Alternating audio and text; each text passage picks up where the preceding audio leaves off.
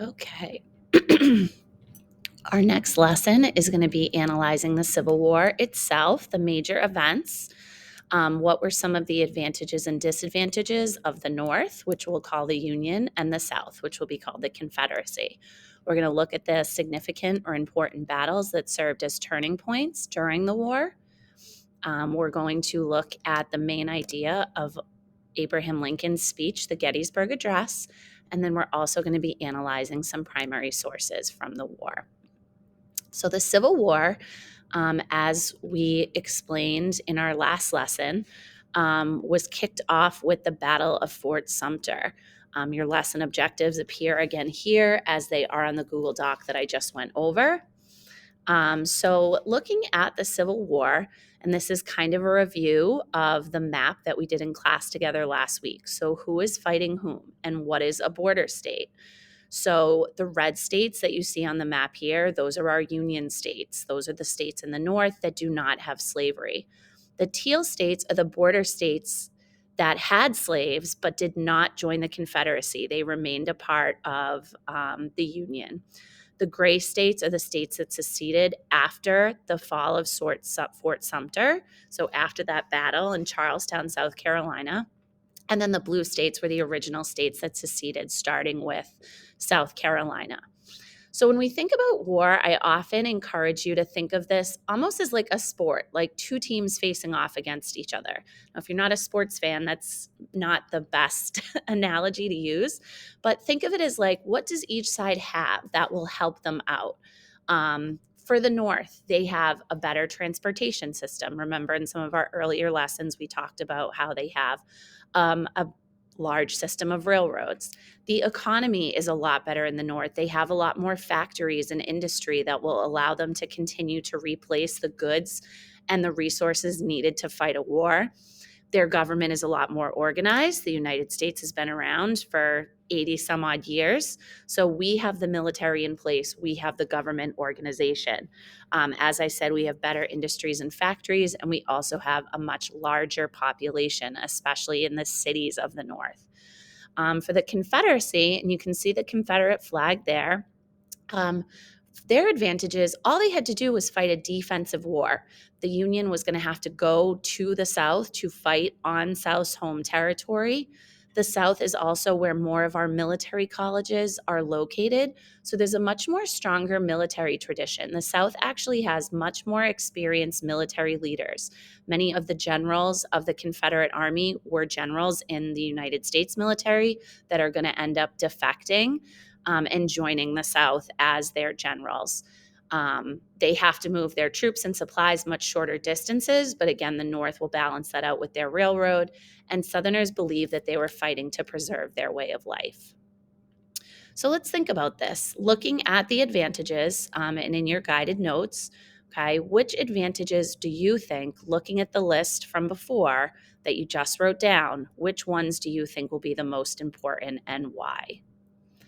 So the military leaders at the start of the Civil War, on the left, you have George McClellan, and on the right, for the South, you have Robert E. Lee. As I said, Robert E. Lee was a United States general, but he's going to end up leaving and joining the Confederacy.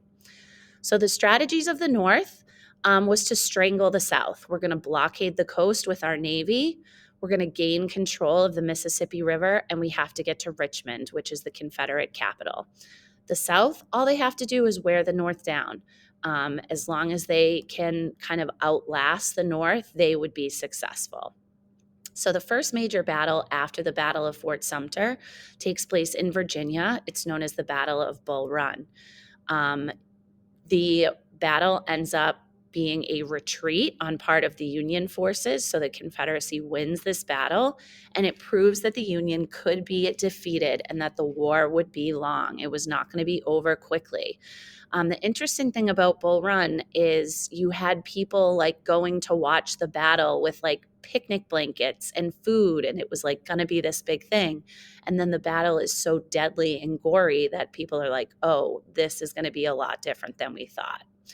The war does take part at sea as well. Remember, part of the Anaconda Plan was the need for a successful blockade of southern ports to try to strangle their access to supplies. The Battle at sea proves to be very successful for the Union troops. Um, in 1862, another major battle is the Battle of Antietam. Um, this ultimately ends up being a success for the Union because a Union soldier had found the battle plans abandoned at a Confederate camp. Antietam was the deadliest battle, deadliest day of the war. There's over 22,000 casualties. Lincoln ultimately is upset that General McClellan does not chase after Lee's retreating forces, so Lincoln removes McClellan from command. So, one of the major events of this war is going to be Lincoln putting his foot down and making a decision about slavery. So, this image is celebrating the Emancipation Proclamation.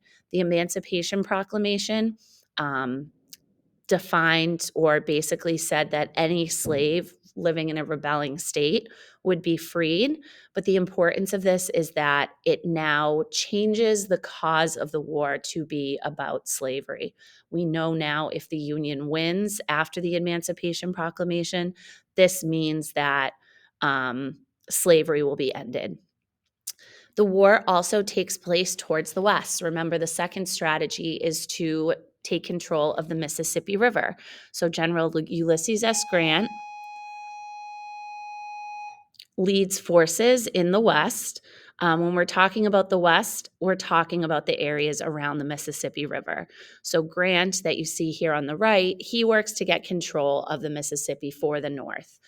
He begins by taking over several forts and ultimately is successful. So the major significant battles of the war, and I'm jumping around, but I'm just trying to give you a really brief overview.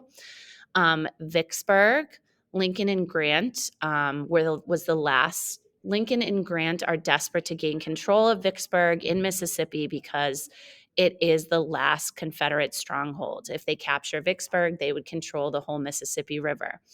The battle ends up being a success on July 4th, 1863.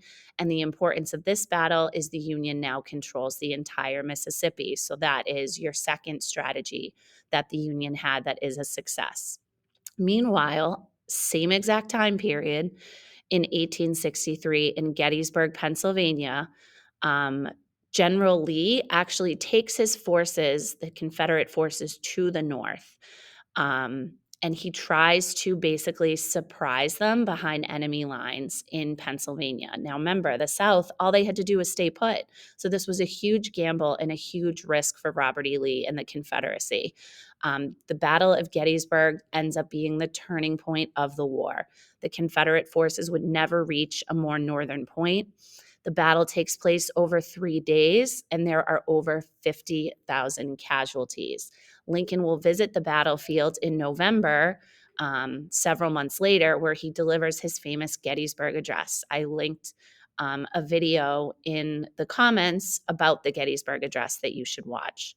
So think about the timing of the Gettysburg and Vicksburg battles. Both take place over July 4th, 1863, and they are huge Union victories. So now all we have to do is try to basically punish the South for them seceding.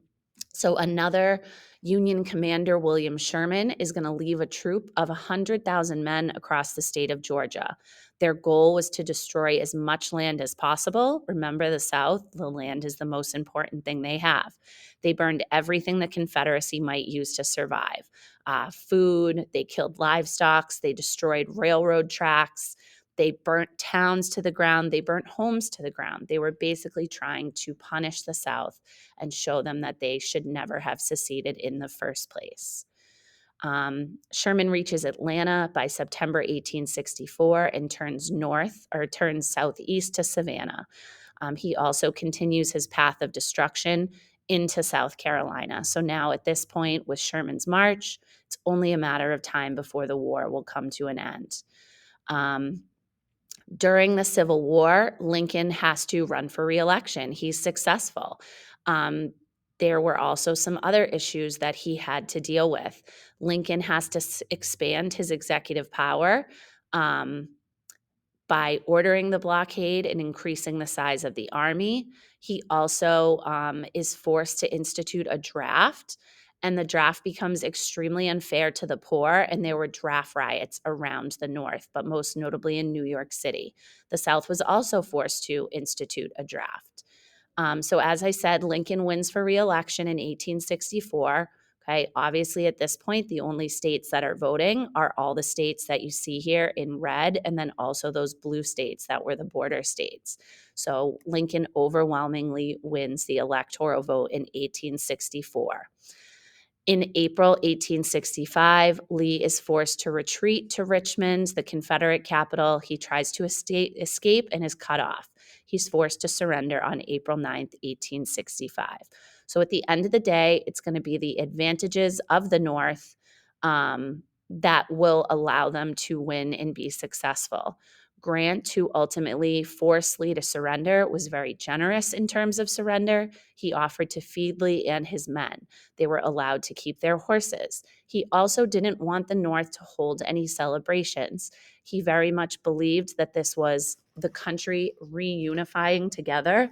We'll talk more about what we're going to do about the South, as well as what happens very shortly after the war to Abraham Lincoln in our next lesson. So please watch the Ed Puzzle, make sure you take your notes, and then you're going to do your mastery check.